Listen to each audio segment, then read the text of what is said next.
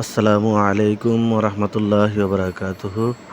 সম্মানিত দর্শক, দূরে এবং কাছে, দেশ এবং প্রবাসে যে যেখান থেকে আমাদের ভিডিওটি দেখছেন, সবাইকে আসন সহায়তা করি আশকের পক্ষ থেকে অনেক অনেক শুভেচ্ছা ও স্বাগতম জানাচ্ছি। পবিত্র ঈদুল আজহার পরবর্তী শুভেচ্ছা, ঈদ মোবারক।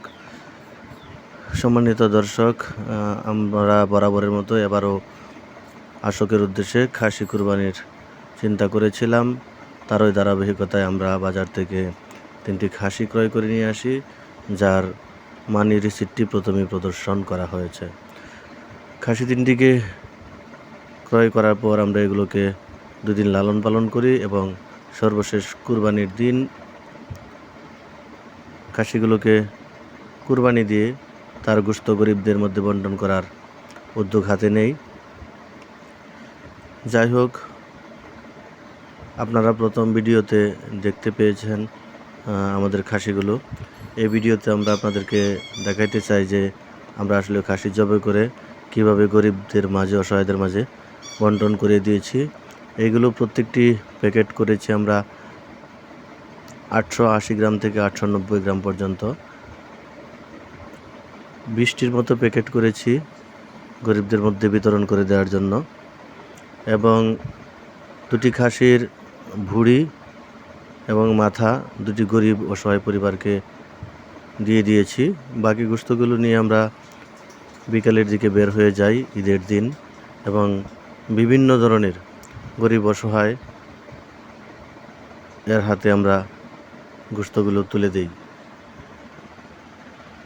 আপনারা জানেন যে আমরা একেবারে প্রত্যন্ত অঞ্চলে এগুলো পৌঁছে দিই, তাই আমরা বের হয়ে যাই ঈদের দিন বিকালবেলা রিকশায় করে। একেবারে আমরা যে এলাকায় গোশত বিতরণ করব ওই এলাকার শেষ প্রান্তে চলে যাই। এরপর দেখে দেখে রাস্তায় যেসব গরিব অসহায় প্রতিবন্ধী, দৃষ্টি প্রতিবন্ধী ছিল তাদেরকে আমরা গোশত পৌঁছে দিই।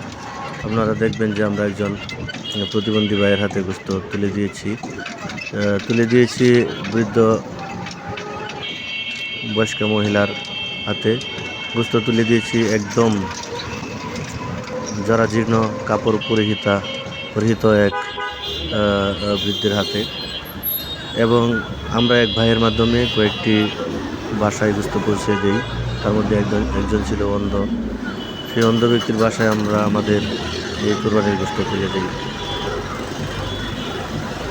এমনকি বাদ যায় না আমাদের গোশত বিতরণ থেকে রাস্তার যে কোনো ধরনের অসহায় লোক।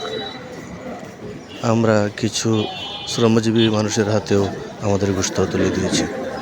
নিম্ন আয়ের মানুষ যারা কুরবানি দিতে পারেনি তারাও বাদ যায়নি আমাদের গোশত বিতরণ থেকে। শুধু মানবিক দৃষ্টিকোণ থেকে আমাদের এই গোশত বিতরণ। আপনারা দোয়া করবেন, বরাবরের মতো পাশে থাকবেন।